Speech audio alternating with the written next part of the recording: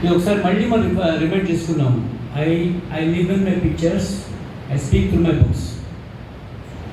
ఆయన పుస్తకాల ద్వారా మాట్లాడతానని చెప్పారు. ఈ పని చేయకుండా ఇక్కడ కూర్చున్న వాళ్ళందరూ వర్కర్స్. అయినా సెంటర్స్ రిప్రజెంట్ చేస్తున్నారు, బాబా పని చేస్తున్న వాళ్ళందరూ కూడా. చిన్నవాళ్ళు ఎవరు లేదు ఇక్కడ. నేను మాట్లాడితే విని నేర్చుకుని చేసి వాళ్ళు ఎవరు లేరు. అందరూ కూడా చెప్పే పరిస్థితిలో ఉన్న వాళ్ళు ఉన్నారు. I definitely understand that. But still problem ఏంటంటే ఒకసారి రిమైండ్ చేసుకున్నాము. I speak to my books అంటే కనుక ఒకసారి చదివేసానండి అని పుస్తకాలంటే కుదరదు. ఎవ్రీ డే తక్కువలో తక్కువ 2 గంటల బాబాతో స్పెండ్ చేయకపోతే కుదరదు. లేకపోతే మనం సేమ్ ప్లేస్లో ఉండము. ఇందాక చెప్పిన అటు ఇటు అంటుగా మనసు ఎట్టుబట్టలు తీసుకెళ్ళిపోతుంది. ప్రతిరోజు కనుక బాబాతో కనుక స్పెండ్ చేయగాలి. ఎవరు వర్కర్స్ అనే చేయాలి, అట్లీస్ట్ బయట వాళ్ళు సెంటర్లో వాళ్ళు కాకపోయినా. ఇది చేయకుండా ఉత్తిన కథ చెప్పినంత మాత్రం కుదరదు. ఆ ధైర్యం ఉంటేనే చేయాలి, లేకపోతే let leave it as simple as that. 2 గంటలు ఏదో మాట్లాడుతున్నాను, 6 గంటలు చదువుకున్న కూడా ఉన్నారు.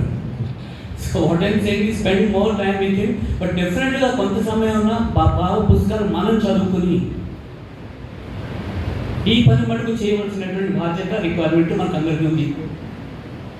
ఇంకా బాబా చెప్పినటువంటి ఈ నాకు ఇచ్చిన సబ్జెక్ట్ వస్తే కనుక సెల్ఫిష్నెస్, ఈ ఒక్కదానిలోంచే అసలు ఎందుకు వచ్చాం మనము ఈ ప్రపంచంలోకి అనే విషయం వస్తారు గుర్తు చేసుకుంటే కనుక బాబా చెప్పినటువంటి లిటరేచర్ని ఆధారంగా తీసుకుని కనుక చేస్తే కనుక ఎందుకు వచ్చాము? ఇక్కడ కొత్తగా సంపాదించుకోవడానికి ఏమి రాలేదు. మనం వదిలిపెట్టడానికే వచ్చాము.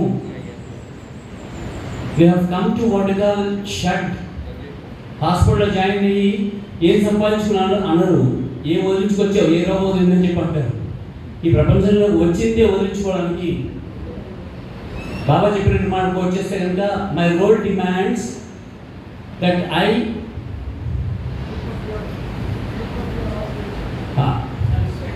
Strip you of all your positions. Ganapati గుర్తున్న ఆగానంటే అంటే మీకు ఉన్నది పోగొట్టడానికే వచ్చాను. 1925లో అది పోస్ట్ ఆఫీస్ బిల్డింగ్ 25 అంతకుముందు సమయంలో పోస్ట్ ఆఫీస్ బిల్డింగ్లో మెహరాబాయి వాళ్ళకి షిఫ్ట్ అయిపోయిన తర్వాత అన్నీ తీసుకొచ్చారు. కొన్ని నగలు